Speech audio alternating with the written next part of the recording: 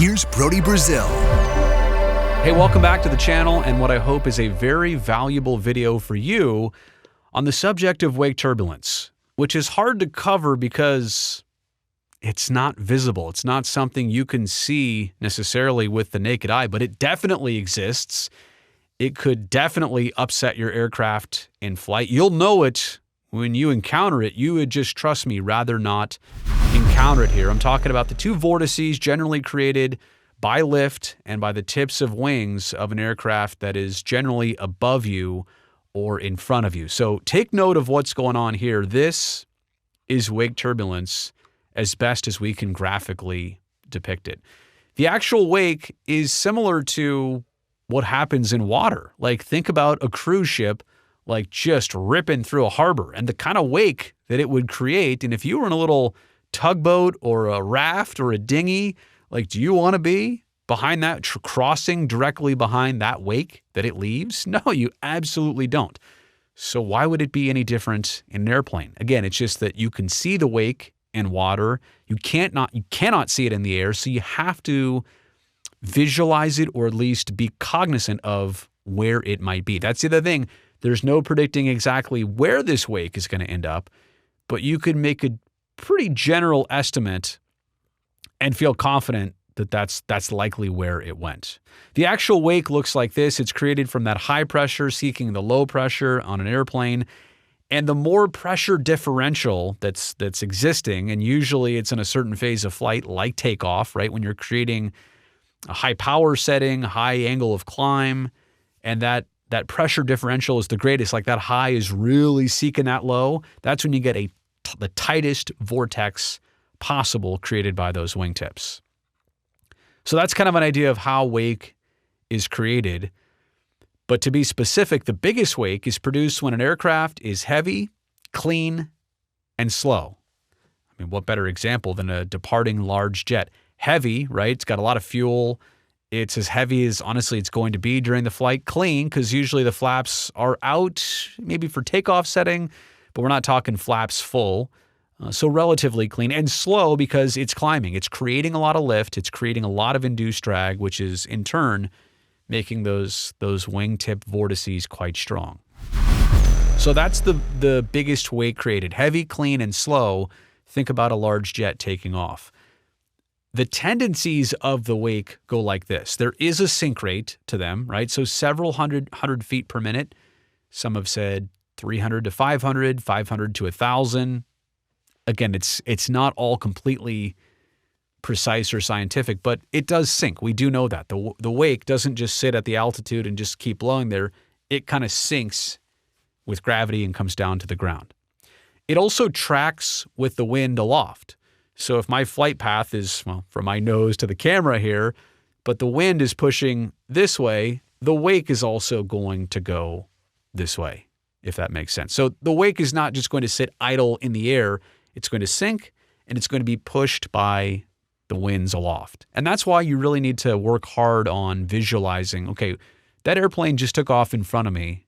Where is its wake? I can't see it. It's not going to be visible, but if I run into it, I'm definitely going to know about it. And on departure is probably the biggest area you need to emphasize the potential for wake turbulence and how it could affect you, especially if you're watching this video and you're doing flight training and you're just getting into aviation. You're probably in one of these smaller aircraft. This is a situation where size of the aircraft, speed of the aircraft, lift of the aircraft, it does matter the kind of wake that you could be up against. If you were the one flying an airliner and somebody behind you was in the 172, it's more on them to figure out how to avoid this wake. It's on you to maybe not create it, I mean, as much as you can, but it's on avoidance rather than trying not to create it. So what you want to do on departure is give prior aircraft ample time. Look, if you're at a Class C airport and there's only one runway and a 7.5 just took off in front of you and you're in a 152, give it a few minutes. What's the rush? Trust me on this. The extra 4 minutes you're going to spend, and I know, I get it, the engine's running, you're paying for that. You will not regret it the once or twice that you run into a wake.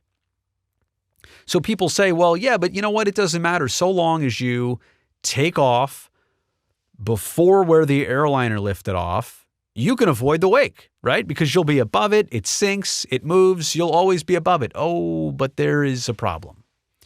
The airliner is going to have a longer takeoff roll than you, right? So more distance. So yeah, you definitely can lift off well before the airliner did. But if you're flying the same heading it is, like runway heading, you can definitely not outclimb it. Meaning you're going to cross paths with that wake turbulence. Let's show you the profile view. I spent some time on this, all right? The profile view of a departure. What you're going to see here in red is the airliner. Coming down the runway on the takeoff roll, V1 rotate, gear up, positive rate, gear up. Okay, so there it is. It's taken off, and it's created the wake. There you can see the wake below its climb out. So what did we say before, right? Take off before where the airliner took off. No problem. So in green here is you take off before, but you can't maintain the climb rate that an airliner can, so you fly right through the wake. Again, if you're flying similar headings. So let's now take the top-down view, right? And let's look at this departure from, what did I say here, runway 27? Oh yeah, there it is, runway 27. There's the airliner. Let's say they make a left-hand turn out of here, and you've got a right quartering headwind here. So we know that the wake is sinking, and we now know it's being pushed right to left as you take off here from 27. So can you take off earlier, and can you make a right turnout?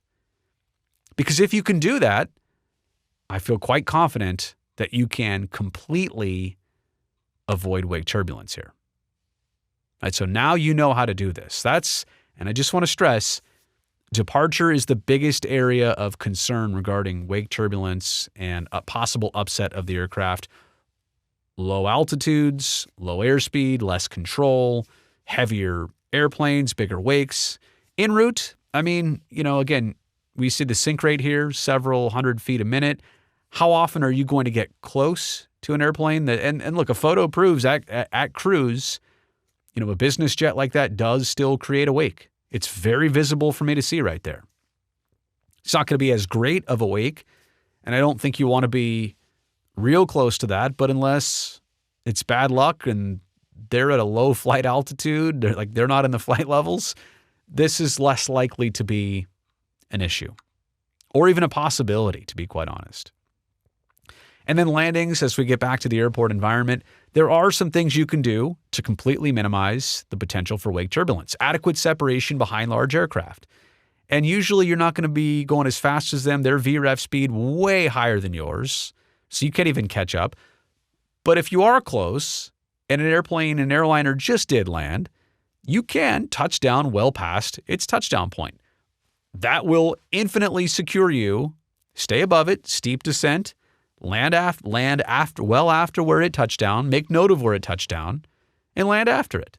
Simple as that. Now you should consider if there's light winds and that those vortices just kind of hang around for a bit, or if there's a quartering tailwind. Now, I wouldn't suggest landing into that tailwind anyway, but it could be pushing them down the runway. So be aware of the winds and what's doing here.